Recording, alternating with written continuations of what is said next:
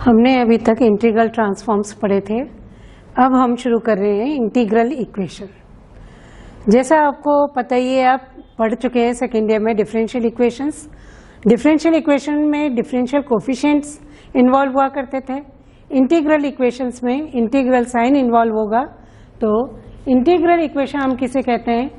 Integral equation is an equation in which unknown function to be determined appears under one or more integral signs। जिस फंक्शन को हमें निकालना है वो एक या ज़्यादा इंटीग्रल साइंस के अंदर अपीयर होता है, उस इक्वेशन को हम कहते हैं integral equation.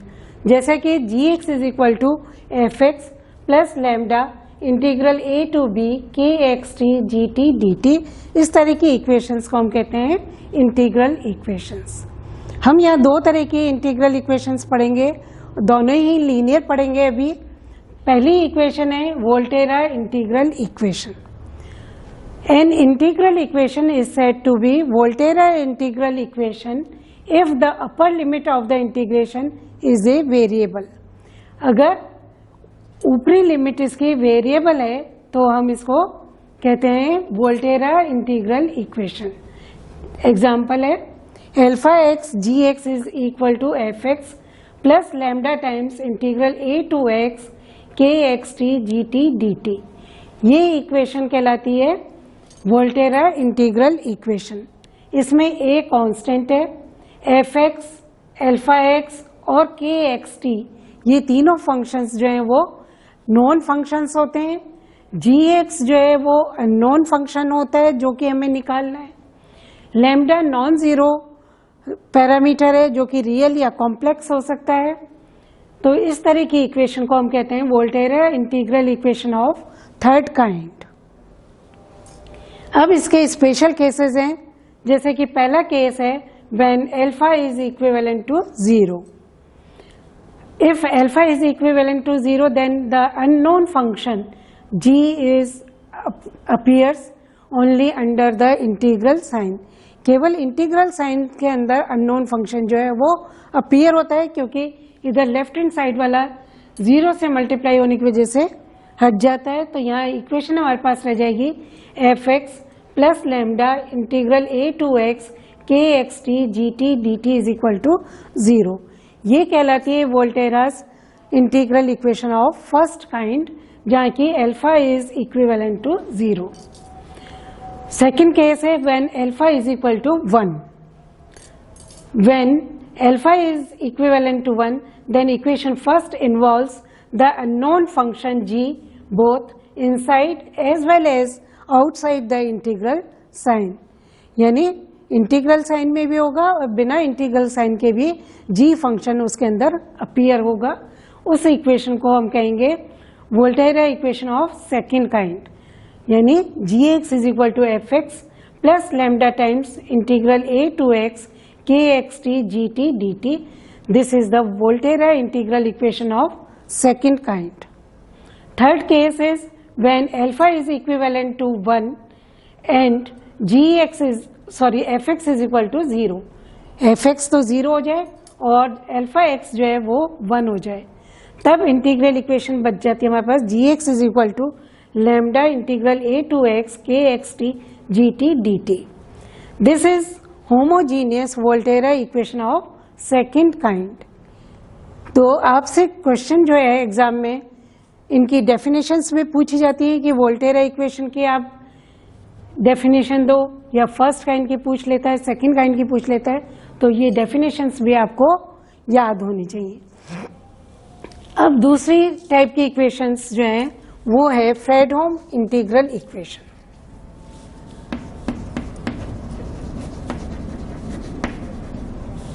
Fredholm integral equation में एक जगह चेंज आता है केवल। An integral equation is said to be Fredholm integral equation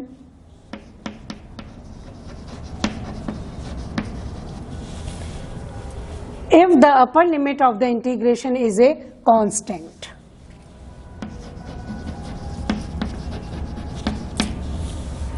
यहाँ पर ये हो जाएगी alpha x g x is equal to F x plus lambda times integral a to b kxt gt dt, जहाँ पर कि a और b जो है वो कांस्टेंट है, a and b are constant, fx, alpha x, kxt are known functions, gx is a known function, lambda is a non-zero real or complex parameter. Then equation first, अब इसको हम नाम दे देते हैं second. Then equation second is called Fredholm integral equation.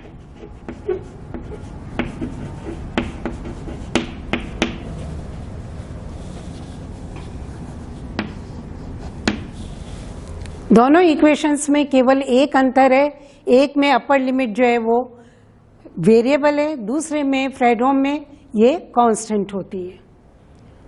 इसके भी इसी तरह से तीन केस हैं. When alpha is equal to 0 the unknown function g appears only under the integral sign in the equation 2 कहेंगे अब यहाँ पर. देन यहाँ बन जाएगी हमारे पास equation fx plus lambda times integral a to b kxt gt dt is equal to 0. This is called Fredholm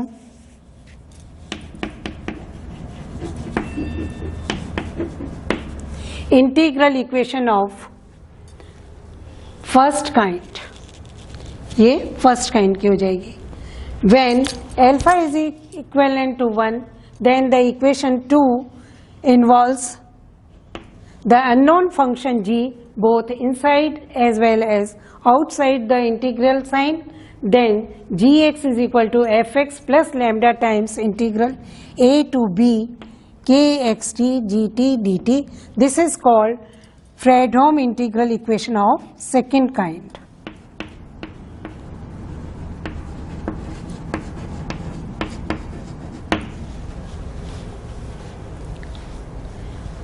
उसी तरह से थर्ड स्पेशल केस है. When alpha is equivalent to 1, fx is equal to 0, then equation 2 reduces to gx is equal to lambda times integral a to b kxt gt dt. This is known as homogeneous Fredholm integral equation.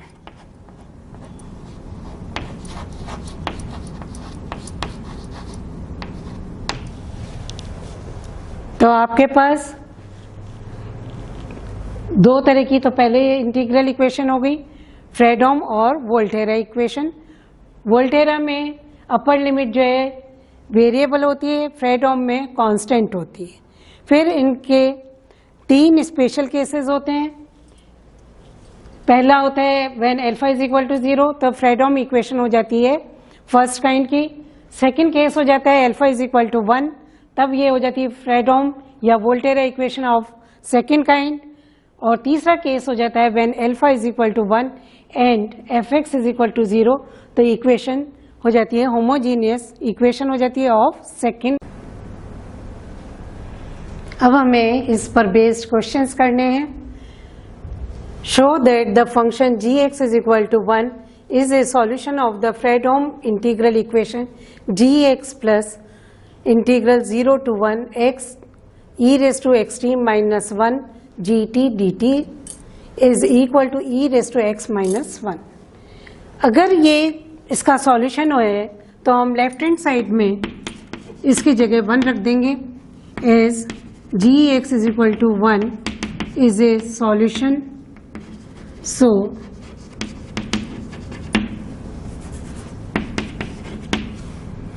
LHS is equal to 1 plus integral 0 to 1 x e raised to xt minus 1 into 1 dt. This is equal to 1 plus integral 0 to 1 x e raised to xt minus 1 dt. As x is constant, so this is x, we can take out 0 to 1 e raised to xt minus 1 dt. Now this is equal to 1 plus x. On integration we get e raised to xt by x minus 1 का integral t between the limits 0 to 1.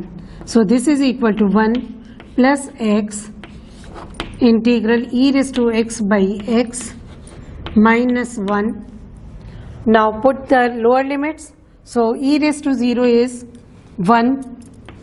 So 1 by x minus plus t is 0. So this is equal to this much. Now this is equal to 1 plus e raised to x minus 1, and this is equal to e raised to x minus x. This is equal to RHS.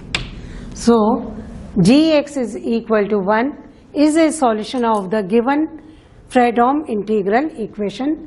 In this we have to solve the questions कि आपको जो भी value दी हुई है वो इसमें put कर दो आप और इक्वेशन को सॉल्व करो, तो आपके पास राइट हैंड साइड आ जानी चाहिए, उससे मालूम पड़ेगा कि ये इसका सॉल्यूशन है.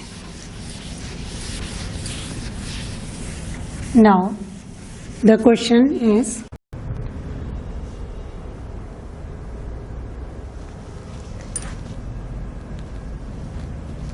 Next question is show that gx is equal to cos 2x is a solution of the integral equation gx is equal to cos x plus thrice of integral 0 to pi kxt gt dt. यहाँ हमें kxt की value दे रखी है sin x cos t when 0 is less than equal to x is less than equal to t, and cos x sin t when t is less than equal to x is less than equal to pi. तो हमें यहाँ पर RHS से हम शुरू करते हैं. RHS is equal to cos x plus thrice of integral 0 to pi. क्योंकि kxt हमें दो टुकड़ों में दिया हुआ है इसलिए हम इसको दो भागों में विभाजित कर लेते हैं, 0 से x kxt gt dt और दूसरा हो जाएगा x to pi thrice of integral x to pi kxt gt dt. सबसे महत्वपूर्ण है यहाँ इसकी वैल्यू रखना kxt की. kxt इसके अंदर यहाँ पर आप जैसा कि देख रहे हैं t is always less than equal to x. t is always less than equal to x. So put the value of kxt from this integral 0 to x cos x sin t gt is cos 2t dt plus thrice of integral x to pi, यहाँ हो जाएगी इसकी value sin x cos t into cos 2t dt. Now this is equal to cos x plus as cos x constant, so cos x हम बाहर ले लेते हैं, integral 0 to x sin t cos 2t dt plus thrice of sin x बाहर ले लेते हैं x to pi cos t cos 2t dt. This will be equal to cos x plus thrice of cos x. ये formula आपका बन जाता है integral 0 to x, यहाँ पर है cos 2t sin t. So this will be sin 3t minus sin t by 2 dt plus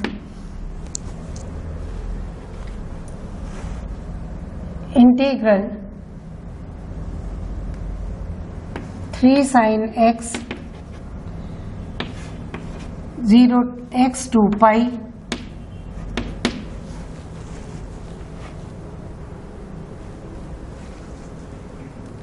t is greater than this, so here it will be sin cos t, sorry,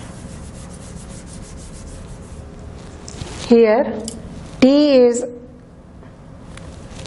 less than equal to x, so this will be cos x into sin t into cos 2t dt. Here this will be equal to cos 3t plus cos t by 2.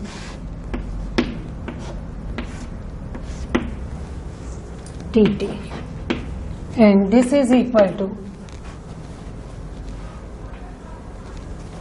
cos x plus thrice of cos x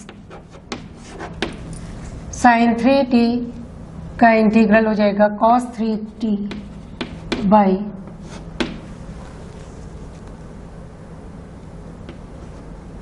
3 minus cos t. sin 3 का minus में होता है integral, so this will be this much plus 3/2 sin x cos 3t का integral हो जाएगा sin 3t by 3 plus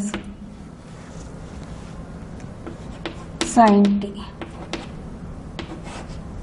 between the limits 0 to x, and this is x to pi.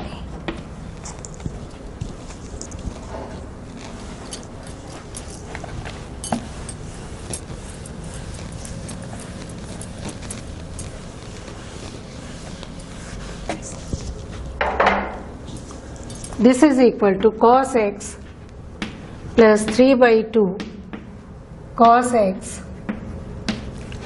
then minus cos 3x by 3 plus cos x minus 0 पर हो जाएगा, cos 0 is 1, so 1/3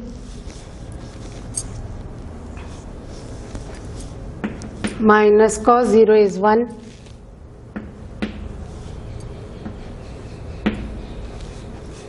then 3/2 sin x into sin pi is 0, sin 3 pi is 0, so this will be 0 minus sin 3x by 3 minus sin x. This will be equal to cos x plus 3/2. This will cancel out if we multiply by this, so this will be minus 1/2 cos x into cos 3x. Then this will be equal to 3/2 cos square x, and this is minus 2/3, so this will be plus 3/2 into minus 2/3 into cos x. Then this is plus 3/2 into 1/3 means 1/2 minus sin के साथ sin x into sin 3x minus 3/2 sin square x.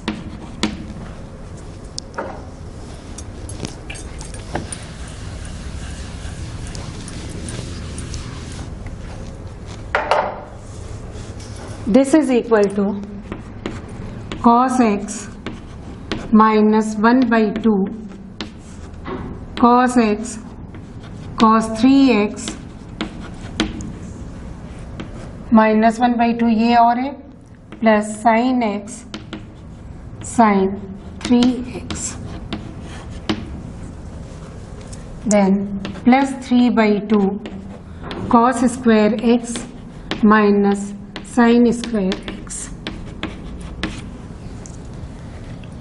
minus cos x. So this will cancel out cos and cos x, and this is equal to minus 1/2 cos 2x plus 3/2 cos 2x, and this is equal to cos 2x, which is equal to gx means RH LHS. In this way we will solve the questions. यहाँ आपको बस केवल k x t की values जब रखते हैं वो ध्यान रखना है कि क्वेश्चन में आपको क्या दिया हुआ है कि t is less than equal to x है या t is greater than equal to x है, उसके अकॉर्डिंग आप करेंगे। और ये सारे फॉर्मूले आपको याद होने चाहिए ट्रिग्नोमेट्री के, जो आप पहले पढ़ते आए हैं वही सब आपको काम में लेने हैं इंटीग्रल इक्वेशंस में। तो मेक श्योर कि आपको ये सारे फॉर्मूले याद हो। अब इंटीग्रल इक्वेशंस आप पढ़ना शुरू